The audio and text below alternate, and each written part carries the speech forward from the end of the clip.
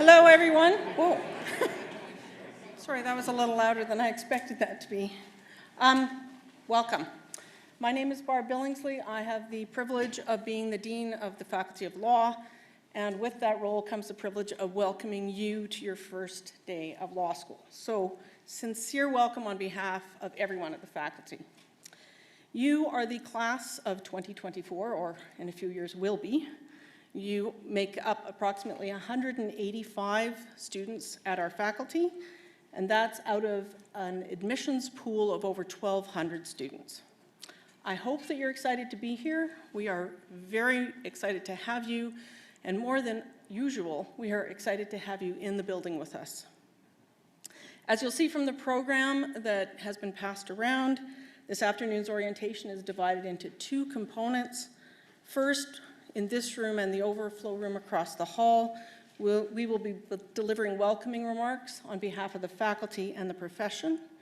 And then second, after a short break, you'll be divided into cohort groups where you'll hear from other members of staff, faculty, and student services around the building. Normally, we follow up the orientation event with a Dean's Barbecue. I hope you got the notice from last week saying that this year, sadly, we have decided to postpone that barbecue. We very much hope to revive it for you sometime later in the year when circumstances and health protocols allow. One of the great challenges of our time as Canadians and as current and future members of the legal profession is to acknowledge and reconcile the history of the Indigenous people of Canada. With that in mind, I want to acknowledge that the University of Alberta is situated on Treaty 6 territory, traditional lands of the First Nations and Métis people. I also want to introduce to you Elder Rick Lightning to offer a traditional invocation. Rick Lightning is Cree from the Erminiskin Cree Nation. For 25 years, he has been a recognized international expert and technician on Indigenous issues, including negotiating with and lobbying governments on the United Nations Declaration on the Rights of Indigenous People. He is currently the Elder in Residence in the Faculty of Medicine and Dentistry, but he also has 2 children who are lawyers. Elder Rick.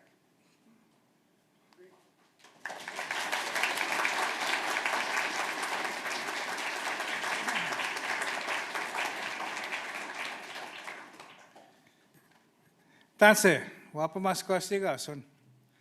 Pas kamos tus oasis ogan man notawi.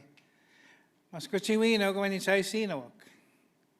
Since I was a young boy, my father always said, when you're addressing a crowd, always say who you are. My spirit name, my soul name is White Bear. I come from the Buffalo Child family, and I come from the Bear Hills people. And a lot of times, I've been asked and have the honor to be here at the beginning of your journey, a long journey, late nights, early mornings, and lots of pizza, because that's the cheapest you can get on the go. And it's true, I have 2 daughters that are lawyers. My sister's a lawyer, my niece is a lawyer, and my nephew is the new lawyer. We're going to have 7 in our family. So I've been practicing on my grandson, Winter Lightning. I'm saying, you're going to be the doctor. We got left no lawyers, too many lawyers. We need a doctor. And he's only 9. But I figured if I start younger, it's like planting that seed. And so I'm saving up when he does his MCAT. 3 times probably. But the thing is, you know what? It's amazing. This journey that you've all come from, that every one of you represents your ancestors around the world. And that's important. That really came to mind the other day, and I was thinking about, have I represented my father, my late father? Have I represented my grandfather? Have I represented my great-great-grandfather? Would they be proud of me as who I am today? Because every one of you represents your ancestors, no matter where in the world they come from or here. We all have ancestors, and we always got to remember that, where we come from, because the roots of who we are makes us who we will be in the future. And in your law that you're going for, you're going to need that. that foundation of knowing who you are, so that it'll carry you forward. It'll carry you through the hard times and also through the happy times. So it's my honor to do a blessing. And as in our people years ago, when our warriors went out, when our young people went out on a journey, we sang a song for them and asked for blessings for them. And that's my honor today, is to ask blessings for every one of you. That's what this song is about, that your journey in 4 years' time, and sometimes 5, it'll be there. It'll carry you through. And that your health and happiness, and that'll be there. This is what this song is for each and one of you. And again, I thank you very much for having this honor.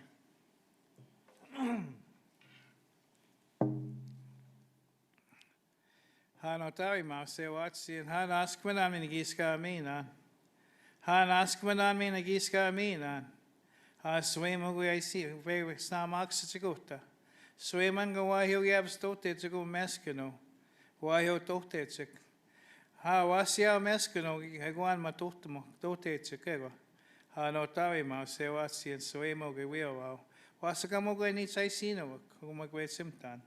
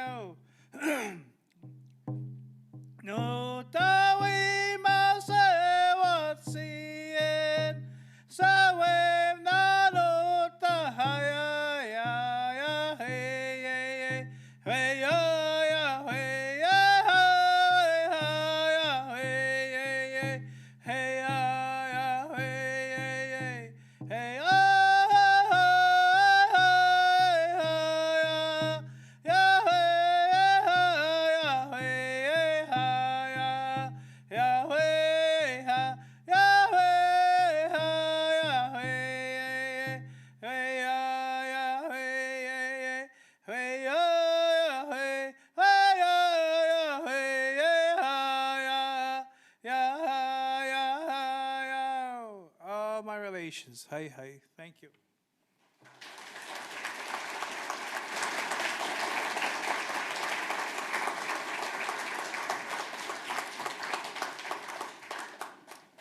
Thank you, Elder Rick.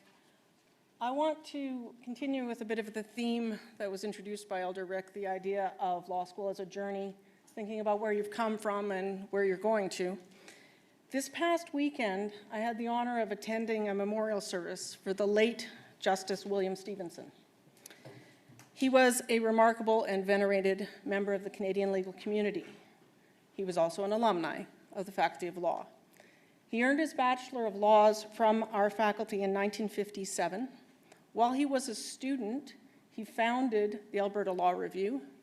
He was also its first editor-in-chief. Upon graduation, he received the Horace Harvey Gold Medal in Law for attaining the top mark in his class. And after graduation, he went on to practice law in Alberta, to serve as a sessional instructor at this faculty, to serve as a full-time faculty member at this faculty, and to be appointed to a number of different courts, beginning with the Alberta District Court in 1975, working his way up through the Alberta Court of Queen's Bench, the Alberta Court of Appeal, and ultimately to the Supreme Court of Canada. Now, as you can imagine, in just the very brief biography I've just given, at the memorial service, a number of luminaries of the Alberta legal community were in attendance and spoke fondly of Justice Stevenson. Speeches were given that included a recounting of his many contributions to the Canadian law and to our legal community. And as I was sitting there listening to all those speeches about Justice Stevenson, I thought of you. Because as much as I know I am standing here looking at the incoming first-year class for 2021, I also know that I am standing here looking at the future judges, lawyers, titans of business, entrepreneurs, innovators, and academics of our future.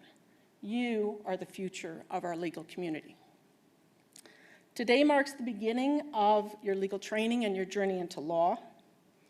Regardless of where you've come from or how you got here, this orientation event is the trailhead, the beginning of your path to a new way of understanding the world and to a career as a member of the legal community.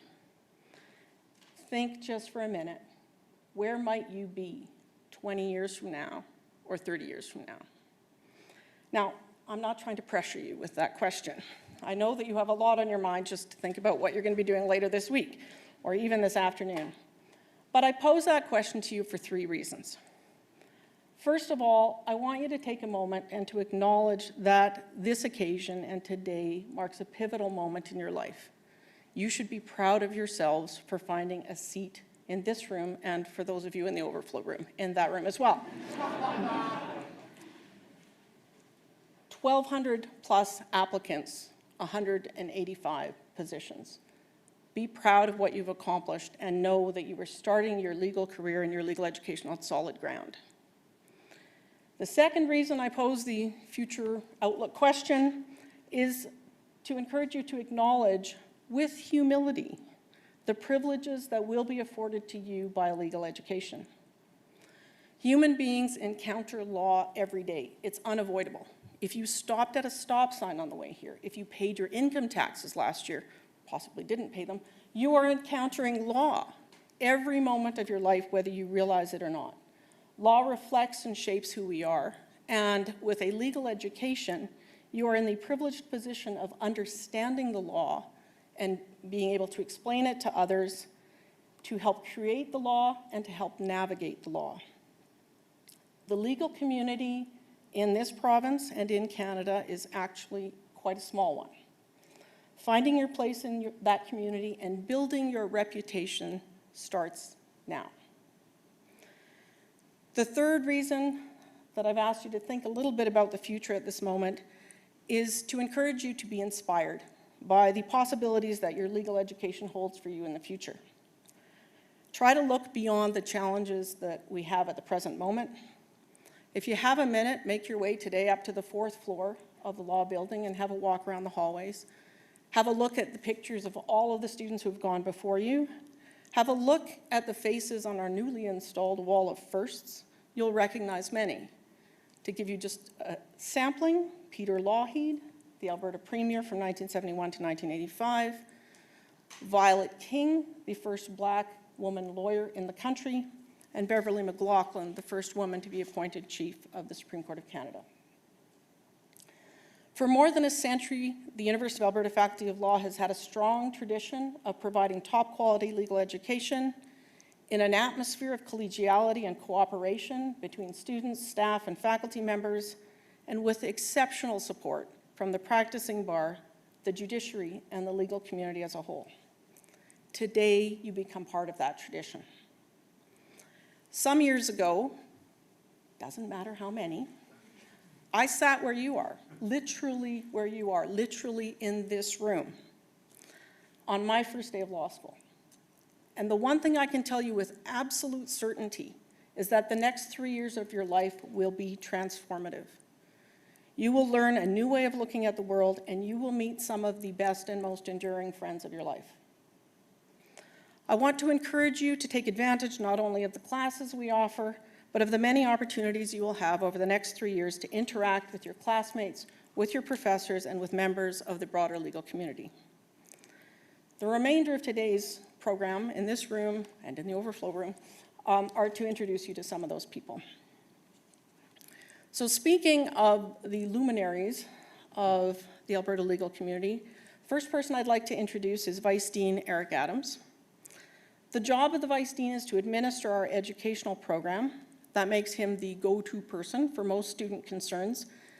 You will hear a lot from him this year. You have likely already heard a lot from him on all manner of programming and examination issues.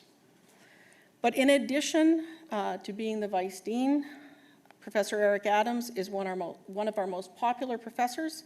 He's a renowned scholar and expert in the fields of constitutional law, legal history, employment law, human rights, and legal education, and he is often called upon by the media to give commentary in these areas. He has several major research projects underway, including a project on the treatment of Japanese Canadians during the mid-20th century, as well as a manuscript on the history of Canadian constitutional law, politics, and culture. I introduce my friend, Professor Eric Adams.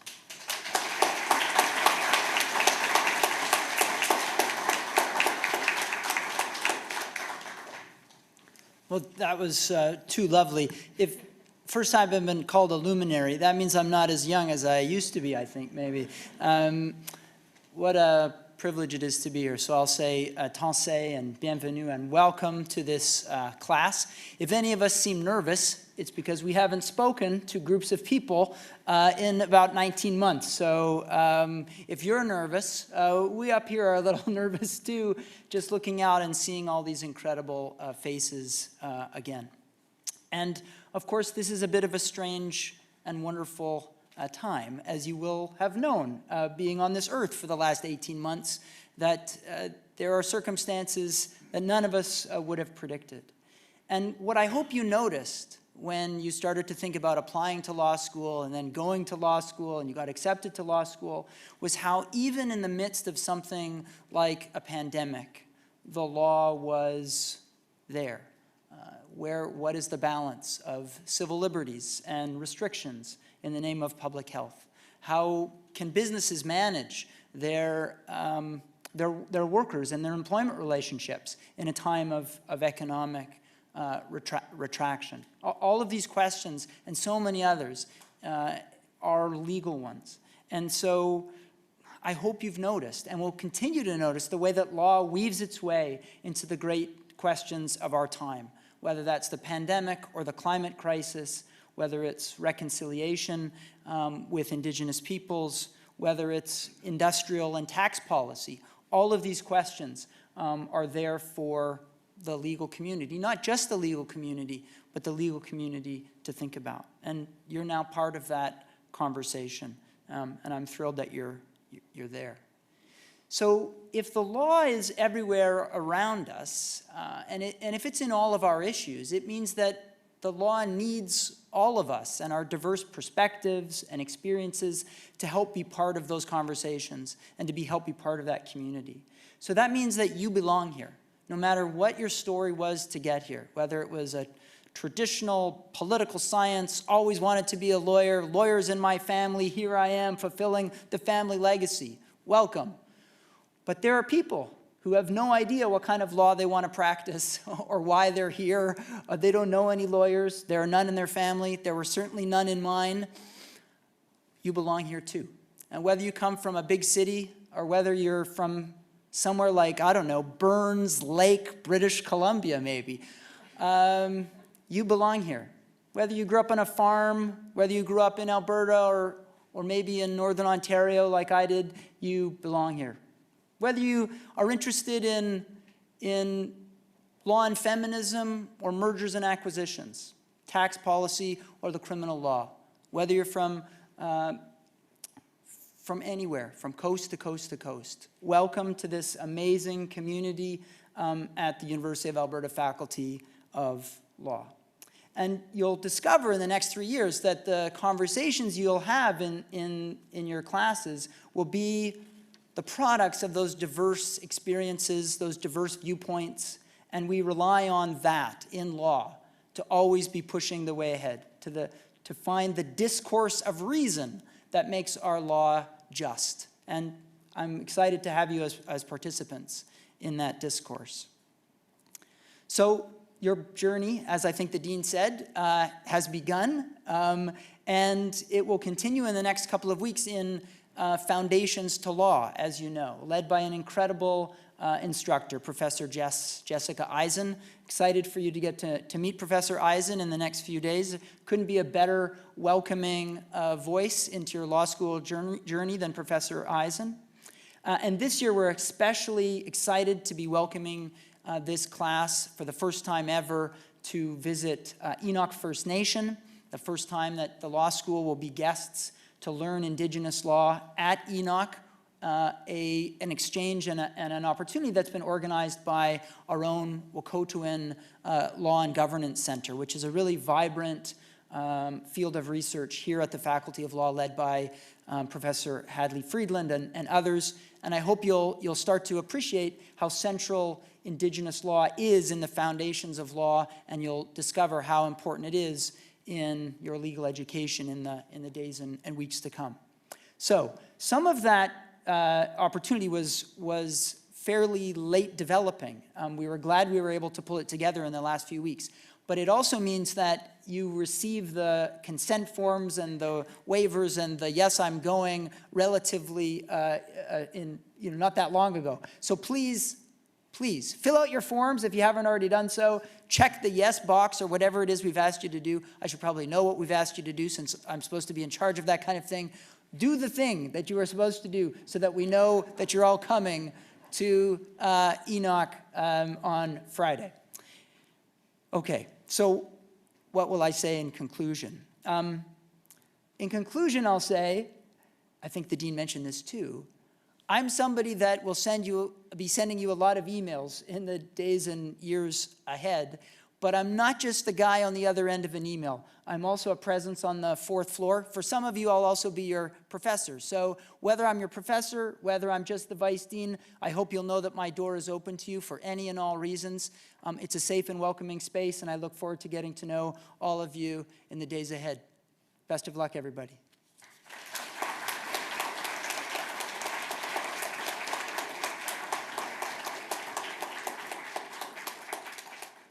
The next speaker I want to introduce to you is Mia Buttos.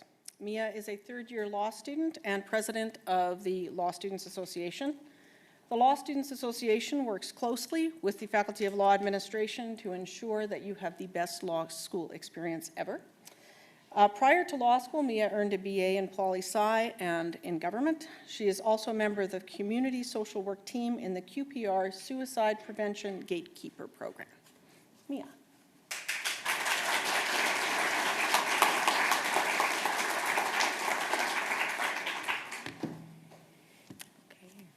Okay, hello, wow.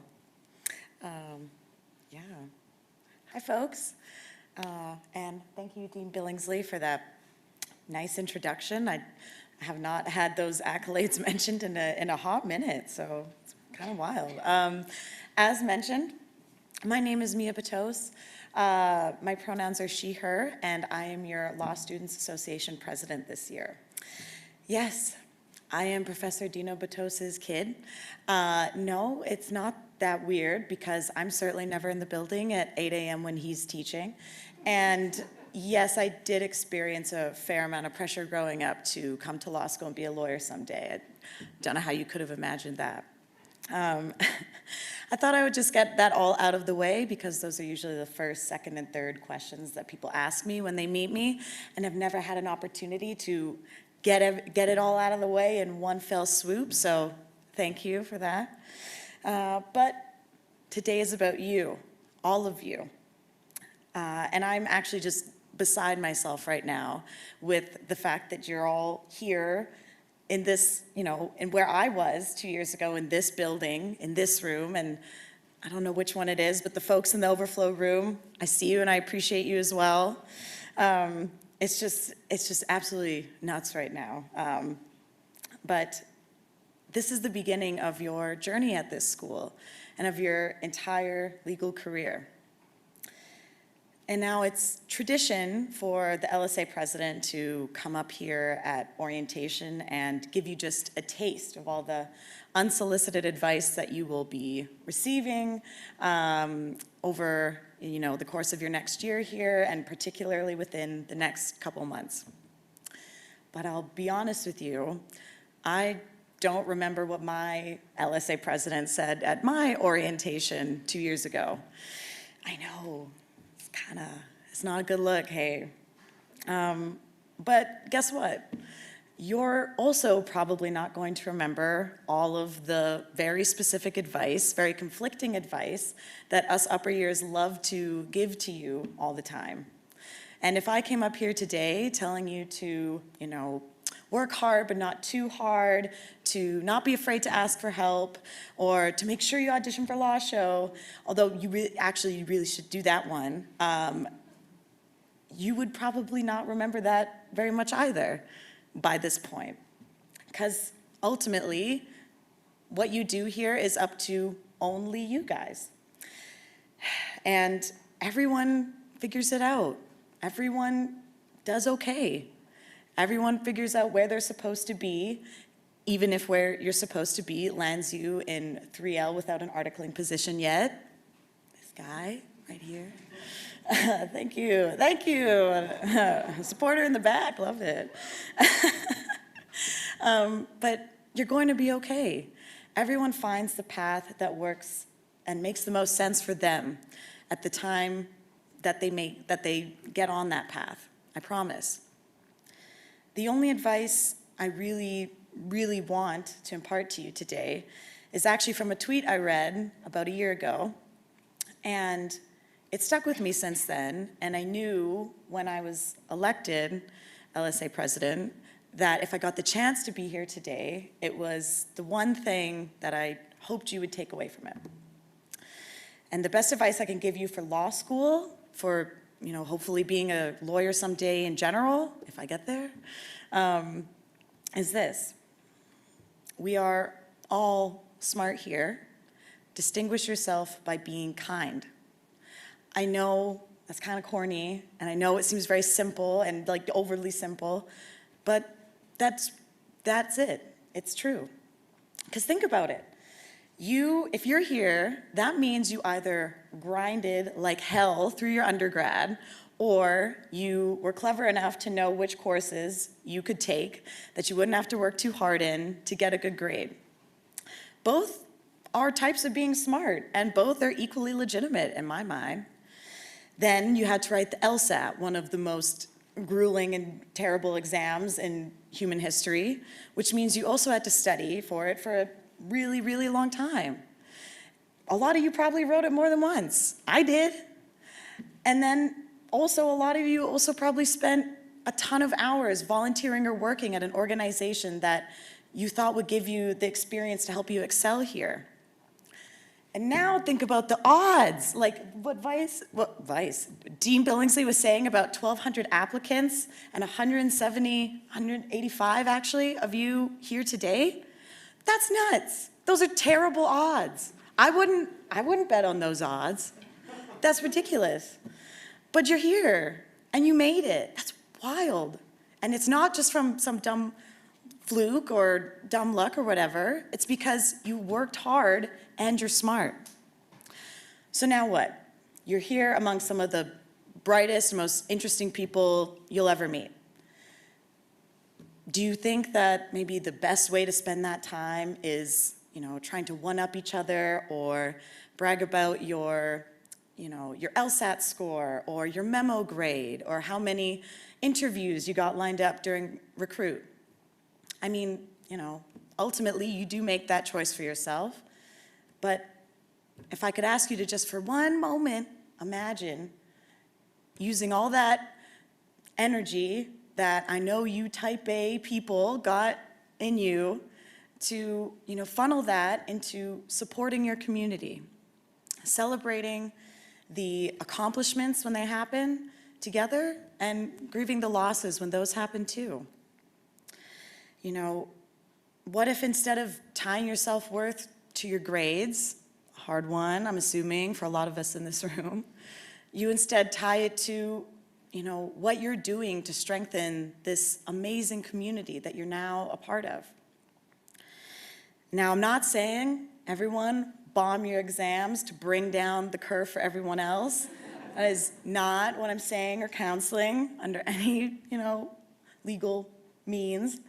But What I am saying is you don't need to prove anything anymore. You've made it. Set yourself apart from the rest by refusing to give in to that competitiveness and self-interestedness that law school can, unfortunately, sometimes engender. And maybe that looks like joining Student Legal Services to use some of the knowledge and skills you're developing here to assist our low-income community members with their very real, very important legal problems. Maybe it's spending a few extra minutes talking to Steve at Hello My Friend Cafe, which you will come to realize is one of the safest places in this law school, because that man, you will also find, truly sustains all of us. Maybe it's signing up for one of the student groups here that are working to make this law school a better place for everybody and helping to be a part of that change. Because really, we're all just in this space together, trying to do our best. And I don't know, I'm kind of a huge loser, but I think that maybe we could all do our best a little easier if we were able to rely on each other, you know? So like I've been saying, each of you worked for this, you're here, you're going to be okay, you're in law school for goodness sake, you will find a job somehow, some way, you're gonna be fine. No one can take that away from you, and no one's going to. We are all smart here. Show this community kindness, respect, and care, and I promise you it will show it right back. That's all I got. Thank you. Cheers.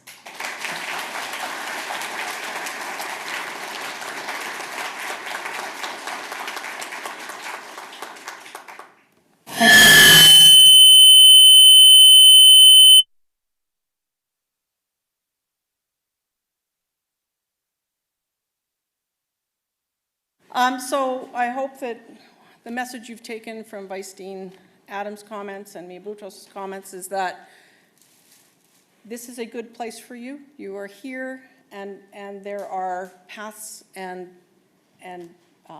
processes for all of you to find your successful path through your time at law school.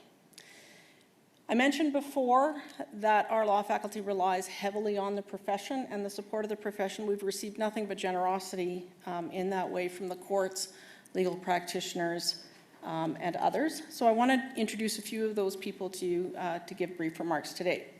The first person I will introduce is the Honorable Justice Frederika Schutz, who comes this afternoon to bring greetings on behalf of the Alberta Court of Appeal. The Honorable Frederika Schutz has been a judge of the Court of Appeal of Alberta since 2015. She previously served on the Court of Queen's Bench in Alberta since 2013. Prior to her appointment to the bench, she was a practitioner at the firm of Emery Jameson LLP in Edmonton since 1991 and was a partner there since 1997. Her main areas of practice were personal liability litigation, personal injury, and commercial law. Justice Schutz is an alumni of the University of Alberta Faculty of Law, where she received her LLB in 1990. And here, even though I wasn't going to give you this date, I have to say she was my classmate, and I was very honored to have her be my classmate. She was admitted to the Alberta Bar in 1991 and appointed Queen's Counsel in 2009. Please welcome Justice Frederika Schutz.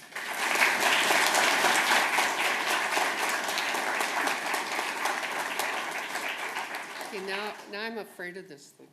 I won't screw up again, I swear. Okay. Thanks for the kind introduction. She's my much younger classmate, in case you're wondering.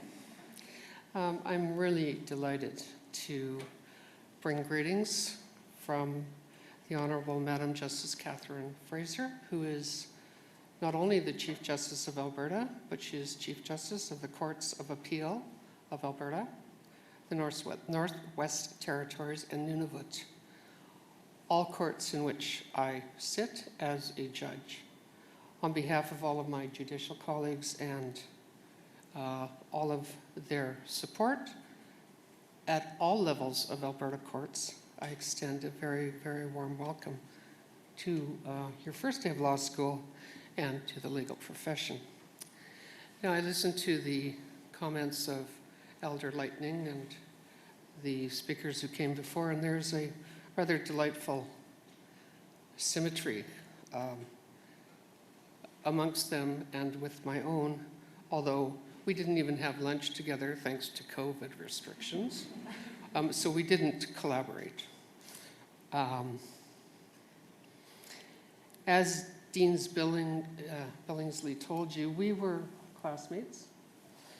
We did sit in this room over there in 1987. And I'll tell you that some things have changed since then, much for the better, in my opinion, in terms of the evolution of the law. Some things have not.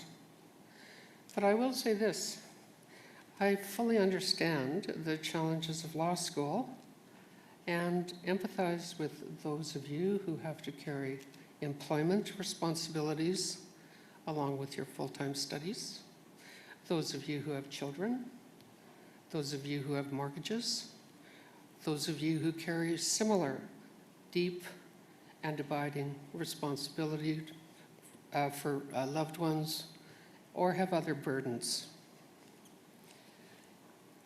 You need to know that despite what you think today, you're not alone in any of this, and that we are all going through tumultuous and very worrying times. So with that, I wish to say a few words about democracy and the role of the law and about lawyers, and then I will give you some more entirely unsolicited advice, which no doubt you'll forget too. I start with the words of the then Ontario Court of Appeal, Justice Rosalie Silberman Albella, as she then was. Justice Albella recently retired after a long and very, very distinguished judicial career, most recently almost 2 decades on the Supreme Court of Canada. When giving a keynote address at Osgoode Law School in 2000, the Honorable Rosalie Albella said the following about democracy, words which, to me, and perhaps to you, will resonate more than ever today. She said, "The components of democracy are most starkly revealed in comparison to its antonym, totalitarianism. What democratic societies promote, and repressive ones do not, are the rights of its citizens and their participation in decision-making about the rules they will be governed by. Democracy promotes choice, voice, and access to rights. Totalitarianism promotes none of these." I close her quote. About the role of law in a democratic society, Alberta's Chief Justice Fraser has this to say: "There is a legal expression, the law is always speaking. It invites a first question, to whom is it speaking? The answer is brief, everybody. And that means everybody now and everybody to come. It also invites a second question. Well, what is it speaking about? The answer, everything. The law constitutes the threads of orderliness in the fabric of our society. As the essential underpinning of our ability to live together, the law touches everything and has always done so." I close that quote. The rule of law requires an impartial, informed, open-minded judiciary. It also requires lawyers who are the fiercest defenders of the rule of law, the fearless advocates for all their clients' causes. While you will find your own path and take on many and varied professional responsibilities within and outside of a law firm or in the context of the law itself, teaching, you name it, these undertakings will never be trivial or unimportant. So please remember that. Now, as I said, some advice. Study diligently and conduct yourselves with the utmost integrity and probity. It is your extreme good fortune to have been offered a seat at this superb law school. As of right now, The foundation of your professional reputation is being built. Also continue to take time for family and loved ones. Be good to those who care about you, and don't allow yourself to become so focused that you treat carelessly the very people who got you here. Take it from me. Law school is hard, sometimes really, really hard, but you can do this. I'll also tell you that law school is difficult enough without trying to go it alone. Therefore, take the time to make new friends. The friends you make in law school will likely be your friends forever. And that is a wonderful collateral benefit to your time here. In other words, stay connected, stay involved. Find a way to volunteer so that the greater community gains the benefit of your prodigious intelligence, your energy, your tremendous goodwill. Help those who need help, accessing and navigating through often confusing, intimidating, and frightening legal processes. Think about SLS, Edmonton Community Legal Center, pro bono students, and so forth. As you progress in law school, keep open the possibility of a career helping families and children in crisis, or with the impoverished, the disenfranchised, those who are starting their lives over in Canada. Consider a career defending the criminally accused, or with troubled youth, or representing other vulnerable people. Put simply, keep your minds and hearts open to the infinite possibilities that the privilege of obtaining a legal education will provide to you and to others. From where I stand, I'm certain of at least one thing.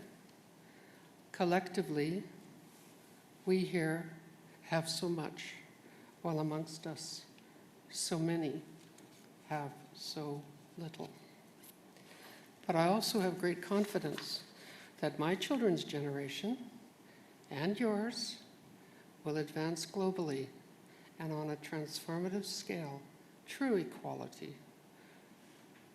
The advancement of the rule of law will be significant, as will substantive access to justice. At my court, I have the pleasure of working with exceptional articling students and very capable lawyers. From my perspective, the legal profession is in very good hands indeed. Our Chief Justice says that our common purpose is to make the justice system as effective as possible, and I believe that. She also says that the effectiveness depends on a positive working relationship between the bench and the bar. I believe that too.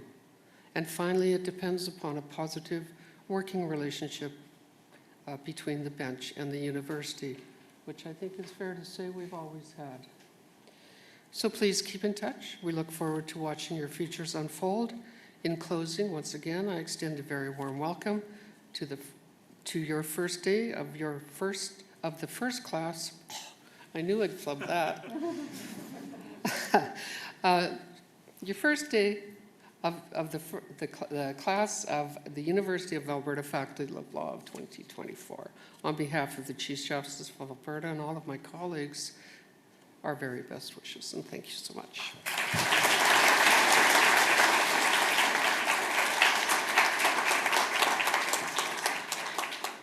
I just want to say that on the subject of forming friendships in law school, you could do far worse than forming the friendship I had with Justice Schutz when we were both students. More than one occasion, I would lean over and ask her to explain to me a legal principle that was going over my head, and it was no surprise to anyone in our class when she received the gold medal upon convocation. I now want to introduce to you Darlene Scott, QC, who is president of the Law Society of Alberta. As you may know, the Law Society is the organization of practicing lawyers in Alberta, and the benches of the Law Society are the regulatory body for our self-governing profession. Darlene Scott was born and raised in Edmonton and received her LLB, or Bachelor of Laws, from our faculty in 1984. She is a senior partner at the Edmonton office of Dentons Canada LLP and practices in the areas of commercial law, real estate, and lending. She's been an instructor at our faculty and the Faculty of Extension, at the Legal Education Society of Alberta, at bar admission courses, and has been a panelist and chair at numerous Legal Education of Alberta conferences. She's been a member of the Law Society of Alberta Board since 2014 and has served on numerous Law Society committees and served as chair of the Alberta Law Foundation. She has been and is involved with several charitable organizations in Alberta. Please welcome Darlene Scott.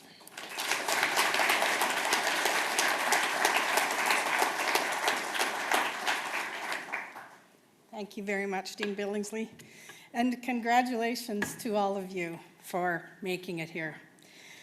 It's my great pleasure and privilege to be here today on this most significant day of your life, your first day of law school. I'm here in my capacity as president of the Law Society, which is the regulator of the legal profession in this province. While you won't officially become a member of the Law Society until you begin articling, I encourage you all to think of this as your first day as a member of the legal profession. And this means you have an obligation to maintain the public's trust and confidence in the legal profession. So think carefully about how you speak and act and how that impacts on what is now your profession and the public's faith in our profession and our justice system. I wanted to give you a quick overview of what the Law Society does, a brief description of some of the really interesting initiatives we have underway. As has been said, we're the regulator of the legal profession, so we are responsible for promoting and enforcing a high standard of professional and ethical conduct by Alberta lawyers and students at law. Our role is actually to protect the public interest, so not to protect the interest of lawyers, but rather to protect the public interest. We set standards for becoming a lawyer in this province. At this time, the requirement, if you're graduating from a recognized common law school, such as the University of Alberta, you have to complete a term of articles and complete a bar admission course. We also provide the public with an avenue of recourse to voice their complaints about the quality of service they might have received from lawyers in the province. We investigate and prosecute misconduct by lawyers in those few instances where that occurs, especially where there's a threat of imminent harm to a member of the public. And importantly, we provide resources and programming for lawyers throughout their careers, and this will include you. We encourage you to visit our website and read the latest Law Society news and resources in whatever little time you might have in the next 3 years. So the adjudication role of the Law Society, which is a really important role, but we have strategic goals which include innovation and proactive regulation. So we try hard to be innovative and to allow others to be innovative. So if somebody has a new way of delivering legal services, we try not to get in the way of that by virtue of our regulation. We encourage, obviously, competence and wellness. Obviously, the legal profession has to be competent, and we think that includes a notion of wellness. Thirdly, access to justice. We try and ensure and improve access to justice for all Albertans. And equity, diversity, and inclusion. Our goal, obviously, is to improve equity and diversity and inclusion in our profession. Those goals, all those goals, come to life through different programs and initiatives. I'll tell you about two.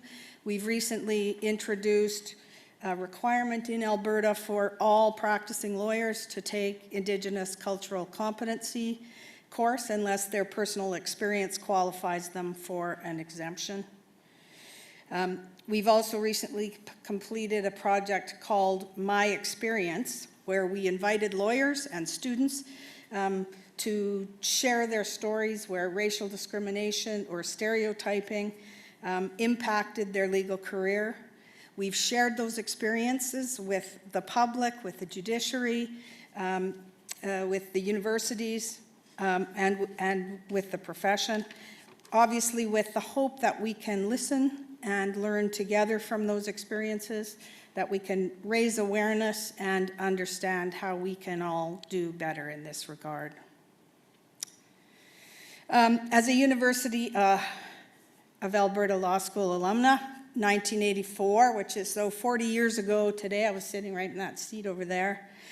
I thought about what I would have said to myself when I sat where you are, and the advice is similar. I have two pieces of advice I hope you will consider in the years to come.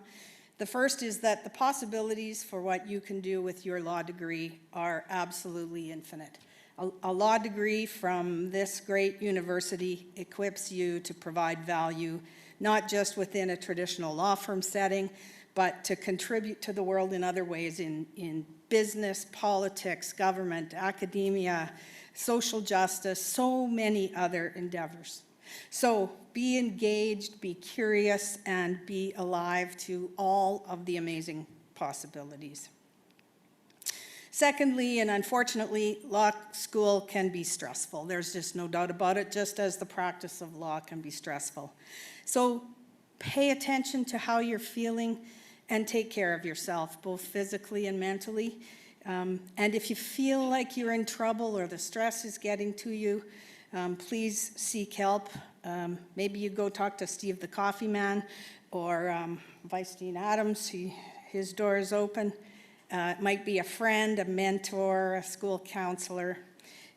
We have a society called the Alberta Lawyers Assistance Society, known as ASSIST, which is readily available to provide absolutely confidential help to law students who are dealing with personal issues. We all experience difficult times at one time or another, so please don't be afraid to reach out. Your mental and physical well-being is the most important thing of all. And if you learn to achieve that healthy balance early in your career, you'll have a rewarding career no matter where that takes you. So again, thank you for having me here today. These next 3 years will definitely be some of the most valuable and enjoyable times of your lives. So I will say, work hard. Soak in all the knowledge and experiences that are available to you, and have lots of fun. Thank you.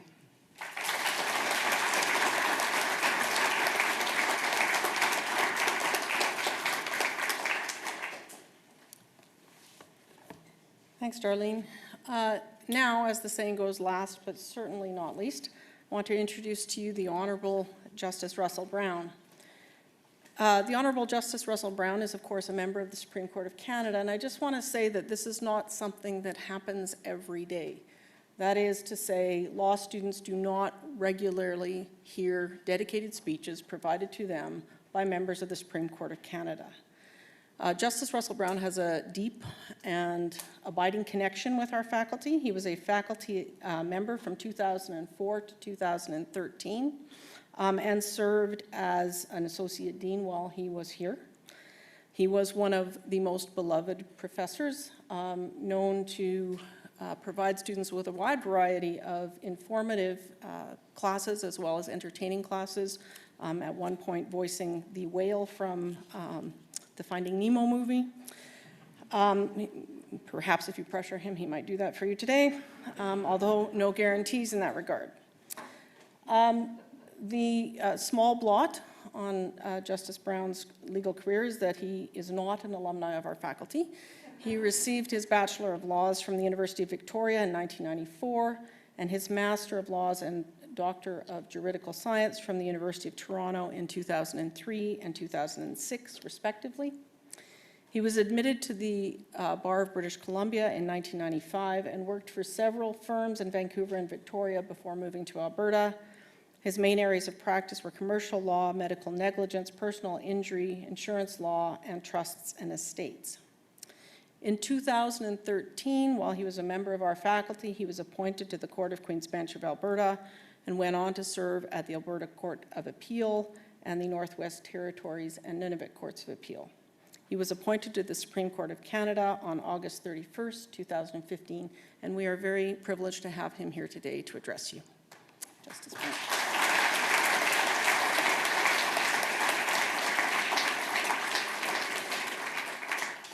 Well, good afternoon, everyone.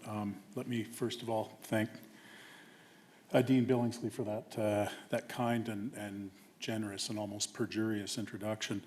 It will be evident from the content of that introduction that I harbor much affection for this faculty, and I'm one of its admirers from coast to coast. And if I may be so presumptuous as to speak on behalf of those admirers, I would like to thank Dean Billingsley and Vice Dean Adams for their leadership and basically keeping the law school rolling during what must be an unimaginably challenging time. My thanks to you both. Somehow they do it with equanimity. I'm very glad to be with you, some of you in person and some of you, I gather, are watching virtually. I'd like to begin by asking you to reflect upon this institution of which you're now a part and what it means to the City of Edmonton, the communities across Alberta and across Canada, whose people seek legal counsel from its graduates. Because when you do so, you should find yourself taking militant pride in your newfound association with it. You have heard about the past contributions of this school to the administration of justice. Of course, there's the remarkable example of Chief Justice Beverly McLaughlin. Other examples abound. To my mind, two of the truly great judges who wound up on the Supreme Court, Justices Ronald Martland and William Stevenson, also graduated from this law school, and each of them also taught here. And some of Canada's great jurists who stayed closer to home, and I'm thinking of Chief Justice Catherine Fraser of Alberta, and also Justice and former Professor Ellen Picard, who served on the Court of Appeal, are some of Canada's truly historic judges, and some of our truly historic public servants. I'm thinking of Lou Hindman, Peter Lougheed, Willie Littlechild, also represent this university's legal legacy, which you are now privileged to join. So as I say, I'm happy to be here. My warmest congratulations to all of you. I did what the others did as we all thought about what we'd say to you today, which was we thought about our first day in law school, about what we expected, about what we heard said to us, about knowing what we now know we wished we had heard said to us. And it was 30-something years ago at the University of Victoria, as you heard, and as you've also heard, I'm from a very small town in Burns Lake in north central British Columbia. And I had just come off the exceedingly intense experience of traveling across what was then the totalitarian East Bloc of Europe, witnessing firsthand the earliest stirrings of what would become the first campaign for free elections in post-war Poland, then crossing the length of the Soviet Union just in time to witness student demonstrations on Tiananmen Square in Beijing in June of that year, and then, after the massacre of those demonstrators by the People's Liberation Army, being trapped, unable to leave China for the ensuing few weeks. Before taking that trip, my original motivation for coming to law school had been principally to acquire a credential. It was that simple, a law degree. I had some vague idea that I might work in public policy, maybe even in government, maybe in the political realm. I had spent a bit of time in that world as a legislative intern, and I'd seen the instant credibility accorded to legally trained people in those fields. It gave them a leg up, and with good reason. They knew how to write, they knew how to speak, they knew how to make a point.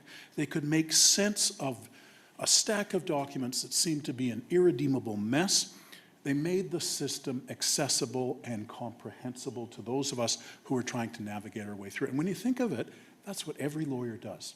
It doesn't matter what field. That's what lawyers do. They make the system navigable and comprehensible to people who have to make their way through that complexity. And I wanted to be one of those people who helped make sense of things for others.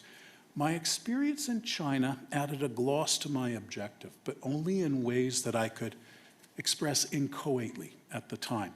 My good friend with whom I traveled to China emerged from that experience determined to become a political activist. I emerged, however, asking questions about what I had seen and heard in terms of law. Was what the Chinese government did really legal?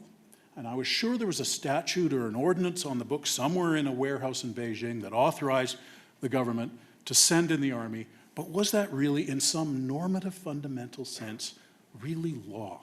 And I didn't know it at the time, but I was asking myself the sorts of questions with which you will grapple in jurisprudence. Because contemporary legal thought in the Anglo-American world and in Western Europe has been dominated by a debate roughly between two schools. The first, which views law primarily as a political instrument, consisted of rules promulgated by a political authority and enforced by state sanctions. So under that view, any rule promulgated by that authority, howsoever repugnant to one's own individual sense of justice, is truly law. And then the second school, which views legal rules as valid, that is, as law, only if they conform to some fundamental principle of justice. But of course, it was day one of law school, and I didn't know any of that. All I knew was I was beginning to understand my own objective in studying law differently, because I was seeing law differently, not just as a tool of power, but perhaps paradoxically also as a check on power. And I began to see my future differently, but as I say, not very clearly. So there I was, not in this room, but there I was in this rather muddled mindset on day one of law school. And we heard from the dean, and we heard from various faculty members, and we were told there's usually no right answer on an exam. What matters how you got there. It's like math, show your reasoning, you get points for that. And we heard about all the clubs and the societies that we could join. We heard from a judge, actually, even though this was British Columbia, it was actually a visiting judge who sat on the Court of Appeal of Alberta, Justice Roger Cairns, who just happened to pass away last week.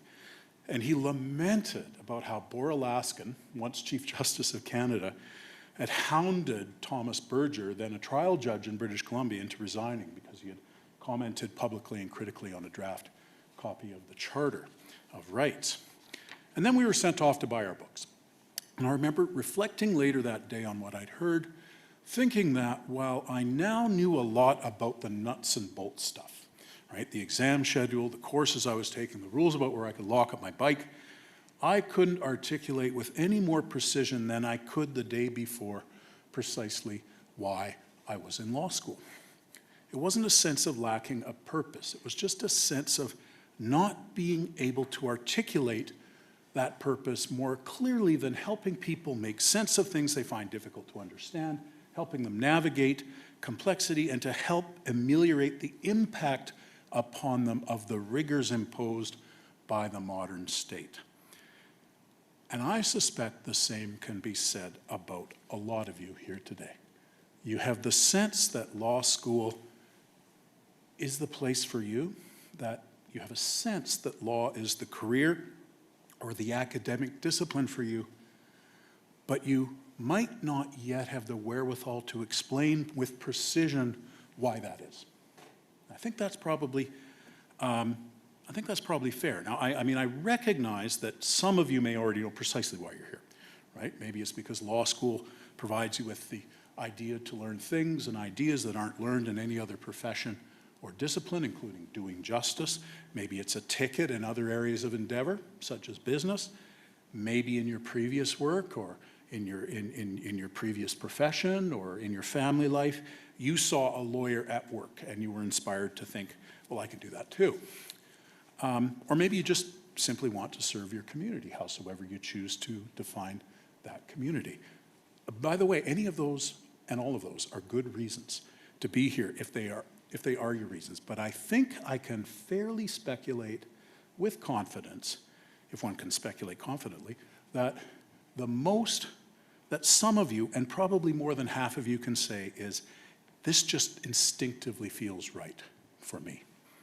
And one of the wonders of law school, one of the reasons that we say that law school, particularly the first year of law school, is transformational, is that as students learn about legal analysis, as they absorb legal thinking and legal ideas, they find themselves inspired by law school to open their mind to new possibilities.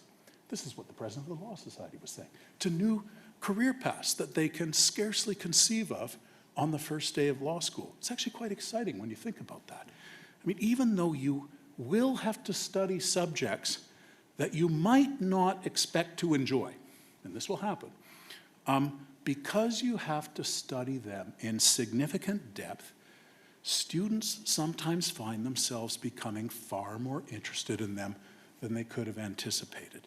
This can happen even in the most surprising subject areas. For example, land title registration or wills and estates may seem like fairly dry technical subjects from the outside, but each of them is actually vitally important to people when you think about it, and very satisfying to the lawyers who guide people through some of the most important transactions of their life. And this will happen to enough of you that I think it makes it worth stressing. Studying law, if done in a spirit of openness to the subject matter and to being led in new and uncomfortable and unfamiliar directions, can be transformational. And part of that transformation will be your growing appreciation of the law's curious blend of the struggle between intellectual coherence and pragmatism, right? The law and lawyers, we exist to help. We exist to solve problems, but we do so within a coherent normative framework. And this is, I think, the really interesting challenge for lawyers. While the law strives to bring order out of disorder, right, helping people navigate complexity, much of what we do presupposes that people are actually radically imperfect and not prone to orderliness. We are all made of crooked and bent timber. We don't fit into preset molds. So the practical part of the law and the noble part of the lawyer's role is to provide a public service by helping people, as I say, navigate that sometimes baffling world of law, to bring order to our clients' disordered lives in ways that account for their human imperfections, to make the system work for them. We lawyers are, and I include you when I say we lawyers, we're all part of the legal community now. We lawyers are, despite the cynical impression sometimes imposed by popular culture, we are problem solvers. We make things work. We make the system bend where it needs to bend to fit the crooked and bent timber of which people are made. And so will you. You'll do that. And it won't require that you develop a practice before the Supreme Court, although I hope some of you will strive to that end, or on the 50th floor of the Stantec Tower, but that's good too. The small towns of Canada need just those kinds of lawyers as well. Whether you're helping a couple struggling with the competing tax implications of a share sale versus an asset sale of their family business, or a couple who's sick with worry about their mentally ill son who's been charged with shoplifting, or helping their adult daughter obtain a pardon for a past offense so that she can go study agricultural sciences in the United States, or helping them through the legal ricochet effects of marital breakdown. You will, if you do law school right, leave this place ready to make their lives better. So what does it mean to do law school right? I've already alluded to the importance of remaining open to law school's transformative potential, but let me offer a few more concrete suggestions for you. The first suggestion relates to that transformative potential. Going to law school holds the potential not only to shape your professional life, but to change your outlook on civilization, on private life, on public life, on the lines between public life and private life, which in fact law exists to draw. The role of the state, the proper relationship between the state and citizen, and the informing concept that you've already heard about today from Justice Schutz that drives this is something they hear about in all sorts of contexts and not always in an accurate way. And I speak of something called the rule of law. This was a term coined about 150 years ago by Professor Dicey at Oxford. And he gave 3 meanings to the rule, one of which is now fairly discredited, leaving 2 meanings. The first was this: if you, or if more to the point, your client, is to be penalized, it must not be for breaching some rule that a government official has just pulled out of their derriere, right? It cannot be the product of a government official's capricious mind. It has to be a breach of the law of the land, recognized as such by a tribunal that is independent of that government official. Second thing, no one and nothing is above the law. There is no special law or court that deals with prime ministers or justices or generals or archbishops, right? Nor, for that matter, is the state above the law. Remember when I mentioned that sitting in your seats, I had some vague notion of the law as a check on power. This is a more formed version of that idea. So taking these 2 meanings together, we have a principle that everyone, prince, pauper, state, neighborhood snoop, are bound by and entitled to the benefit of law. And that we understand law as something that is publicly made and publicly administered by independent courts, assisted by an independent bar of lawyers. And this idea that the law trumps, not the state, remains a powerful one. In my time, in my short time as a judge, it has been invoked by Commonwealth judges in places like Pakistan to enforce minimum standards of procedural fairness and to protect human rights. But I think it also gives meaning to the career choices of lawyers whose work might otherwise seem to uninformed observers a little mundane. Those who draw wills for clients, those who convey property, or those who litigate contract disputes. Again, some of the most important events in your client's life. Now, a commitment to the rule of law, which I hope each one of you will make in the year ahead, does not require that you admire every law, or how lawyers use it, or how judges apply it. All of you come here with your prejudices and your inclinations. I've known law students of every ideology and philosophy, and of many creeds and of no creeds, who've gone to law school, carrying their worldviews in with them and carrying them out. Very few of them having altered those worldviews because of law school. It does not require you, in order to succeed here, to check your worldview at the door. But we do ask that you accept that we should rather live in a civil society which complies with the rule of law principle that I have just stated. I can assure you, having spent time in countries, and not only in China in 1989, that do not adhere to the rule of law, that the alternative is far worse, and some of you here may actually have personal experience with that yourselves. So that's one suggestion for doing law school right. Recognize and be receptive to the intellectual and even philosophical transformation that you're about to undergo. Second, and this comes from someone who is, bear in mind that I'm not just a former law professor, but I'm a former law student. When you seem a little lost in the subject matter, do not despair. I'm going to say that again. Do not despair when you seem lost. What you've heard today is right. Law is not easy, and it's not meant to be easy.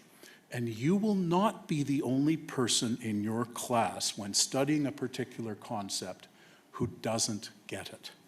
Even now, I often come across a legal concept whose understanding requires sustained concentration, talking it through with a colleague or a clerk, making and reviewing notes on everything that I read on that subject.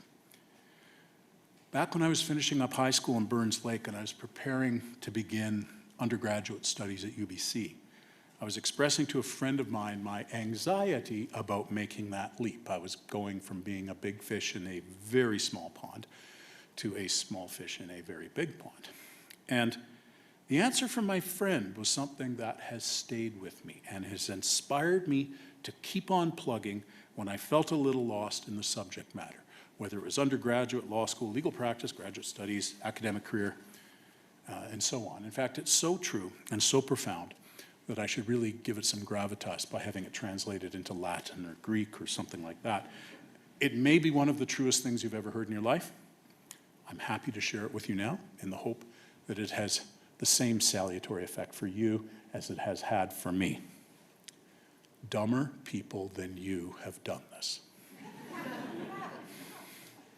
It's true.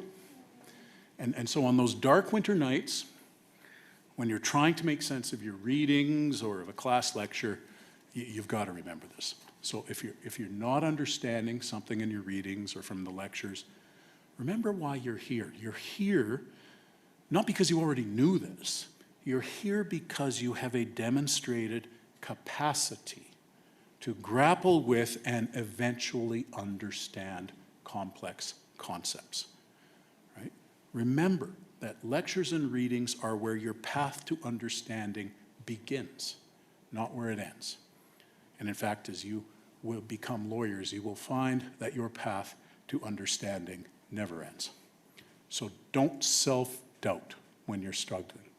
Gain support from your peers. Speak to your professors, and bear in mind that all of us in this room, including the people at the front, lawyers, judges, legal academics, occasionally have to slog through stuff that seems incomprehensible until we finally get it. Final suggestion, and let me set the stage first. You are beginning your course of study in law at a time of upheaval, both internationally and domestically. Right? Abroad, liberal democracy and the institutions that maintain it are under strain. The sources of that strain are to be found in the rise of autocracy externally, and also in internal tensions found both in long-standing democratic states and in formerly totalitarian states that made the shift to liberal democracy only 30 to 35 years ago. Here at home, the very legitimacy of institutions of our own liberal democracy is called into question as we confront historical and present injustices perpetuated or committed through them. In some quarters, those institutions are treated as a fetish, to be preserved unchanged at all costs. In others, the call comes to tear them down and start all over again. And in another quarter yet, the call comes to reform, to strive to be better, to keep the good while discarding the bad.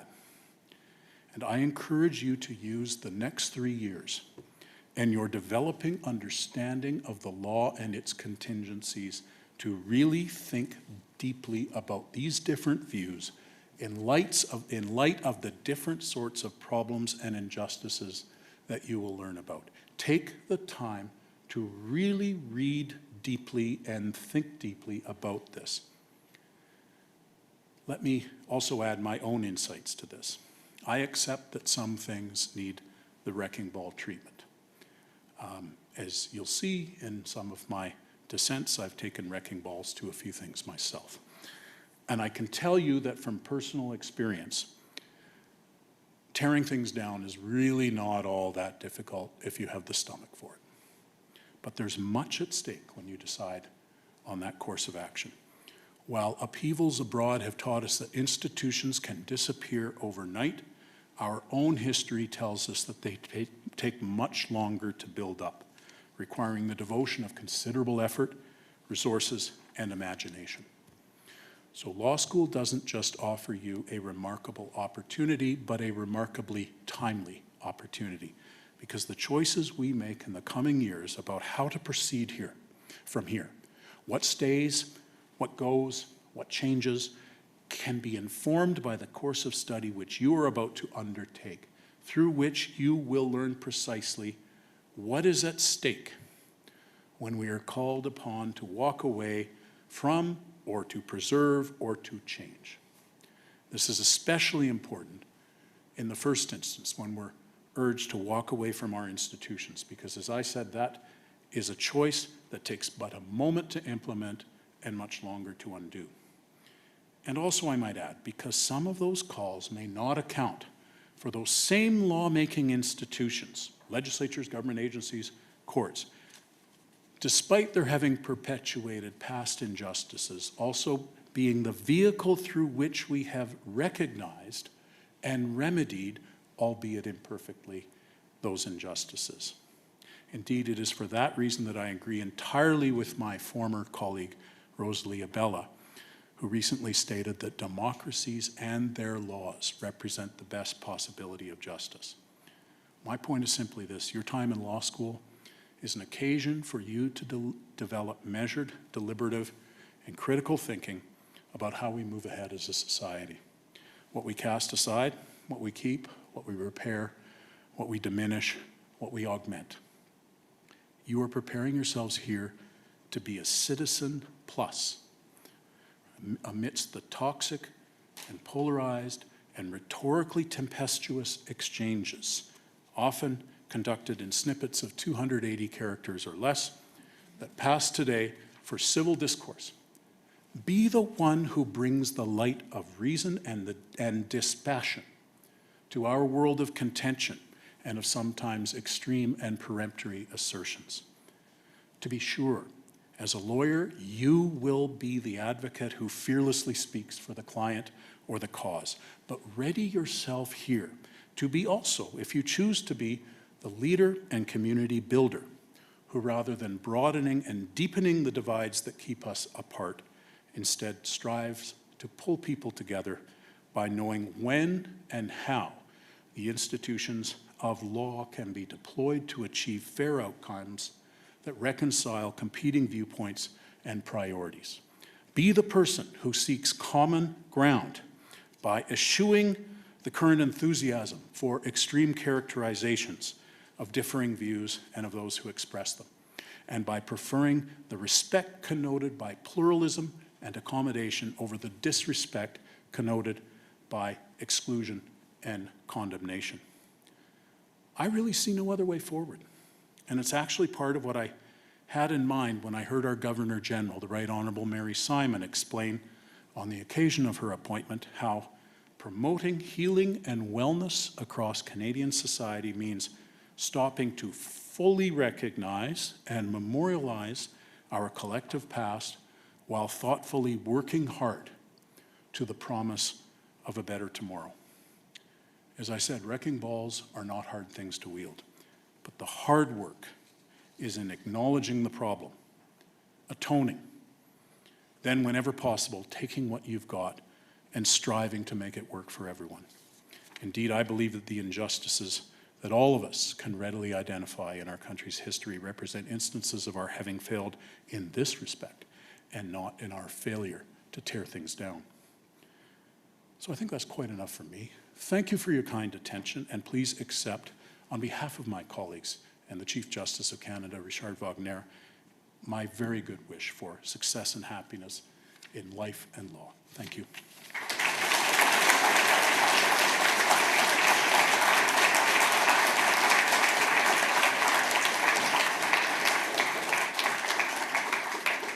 Thank you, Justice Brown. So that brings us to the end of the first part of this afternoon's activities. Before I let you go for a break and then make your way to your cohort rooms, would you please join me once more in thanking all of our presenters and panelists.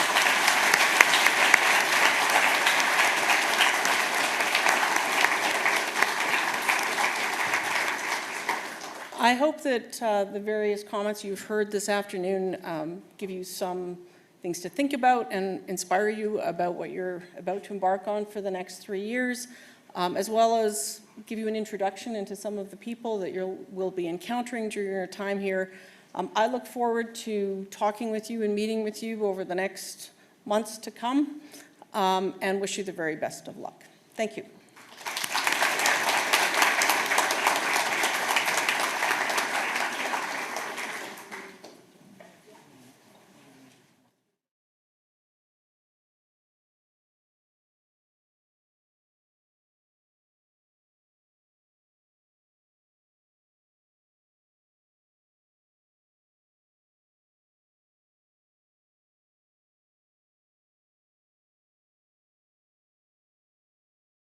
room that you are designated to go to? You don't have a room designated to go to? Okay. I thought that we were breaking the code. Okay. Just hang tough for a minute. And we will let you know where you should be going to. The plan is to break you into smaller groups, send you each to a different room, or send your group to a different room in the faculty, and then we will have different faculty members and student groups kind of rotate through and give you further introductory information. I had assumed that you all knew the rooms you were going to. Doesn't seem to be the case, but we will get you more on that in just a couple minutes. So just please be patient for a moment.